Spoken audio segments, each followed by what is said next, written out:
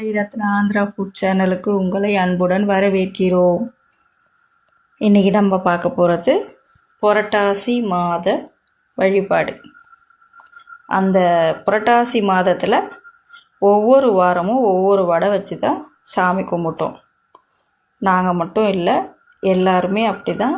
பருப்பு இல்லாத நெய்வேத்தியமே இல்லை. பருப்பு கூட வெல்லம், தேங்காய் இந்த மாதிரி வச்சு தான் நெய்வேத்தியம் பண்ணுறோம் இல்லையா.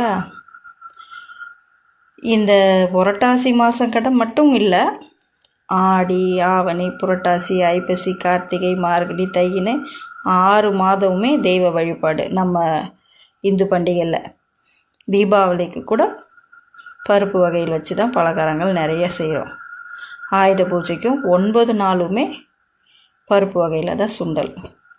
இதெல்லாம் ஏன்னு பார்த்திங்கன்னா, நான்வெஜ்ஜி சாப்பிடாத நாட்களில் பருப்பை வச்சு பேலன்ஸ் பண்ணுறது புரோட்டீனை.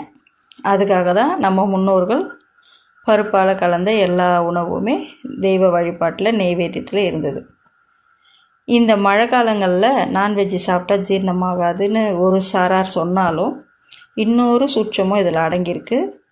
அது என்னன்னு பார்த்திங்கன்னா, மழை காலங்களில் இனச்சேர்க்கை, உயிரினங்கள் இனச்சேர்க்கை அதிகமாகும், இனப்பெருக்கமும் அதிகமாக இருக்கும். வெய்ய நாளில் சில ஜீவராசிகளுக்கு இனச்சேர்க்கை, இனப்பெருக்கம் கம்மியாக இருக்கும். பொதுவாக இந்த ஆடு, மாடு, கோழி, காடை, கௌதாரி இந்த மாதிரி உயிரினங்கள்லாம் பார்த்திங்கன்னா இந்த மழை காலங்களில் தான் அதிக இனப்பெருக்கம். அந்த காரணத்துக்காகவே இந்த நாட்களில் சாப்பிட்றத தவிர்த்தாங்க. ஏன்னா 2 உயிரில் 1 உயிர் போயிடுச்சுன்னா அந்த இனச்சேர்க்கை, இனப்பெருக்கம் நின்று போயிடும் இல்லையா. அதனால் அந்த காலத்தில் வேட்டையாடி தான் நம்ம நான்வெஜ்ஜு சாப்பிட்டுட்டு இருந்தோம். அந்த வேட்டையை தடுக்கிறதுக்காகவே கொஞ்சம் அந்த அதிக அளவில் இருக்கிறத கம்மியாக குறைக்க முடியும் அப்படின்னு ஒரு ஆலோசனையில் தான் இந்த கடவுள் வழிபாடு பேரை சொல்லி நான்வெஜ்ஜு சாப்பிட்றத தவிர்த்து வேட்டையாடுறதையும் தவிர்த்தாங்க.